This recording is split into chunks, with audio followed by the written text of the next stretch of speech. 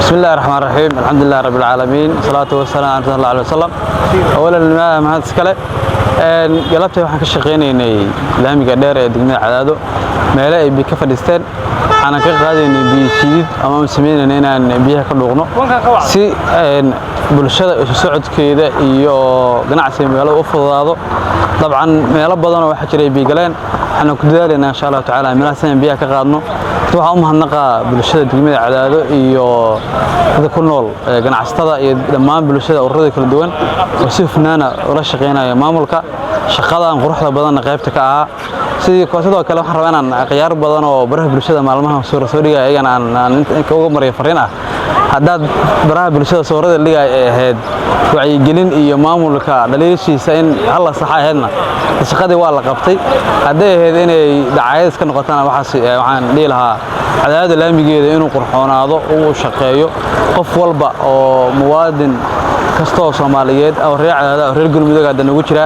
qof gooniyo oo ku seexanaya ama marsanaya ma jiro in laga shaqeeyo quruxdeeda iyo bilicdeedana mas'uuliyadda aan qaadnay inaan ka shaqeynana waxaan u baahanahay bulshada laftirkooda inay nagala shaqeeyaan ayagoo ay dhaxdo u xirtaan dabcan gacmooda jira wax gooy karaan maamulka kaligiis wax ma wadi karo bulshada la rabaa inay shaqeeyaan qof kasta oo laga yaabo inuu maanta wax ku dari karo magaaladan ama wax ku tari karo waxaan rabaa wax ku taro qofkii wax ku tari karin afkiisa adkiisa labadaba uga nabad gasho dabcan laamiga insha Allah taala muddo aan dheeraan waxaan rajaynaynaa shaqadiisa bilaabato dhismihiisa bilaabato hadda waxaan diyaarinay naqshadiisii waa dhameynay mar dhow bandhiga aan sameey doonaa insha Allah la soo bandhigi doono wax kasta galaya qarash galaya dhamaan waa la dhameeyay waxaan rajaynaynaa bilaha soo socda inuu bilowdo dhismaha laamiga markaas loo baahan yahay qof kasta oo muwaadin Soomaaliyeed oo reer Galmudug reer Cadaado inuu ka qayb qaato dhismaha laamigan dabcan wax badan oo isku socodka bulshada ah oo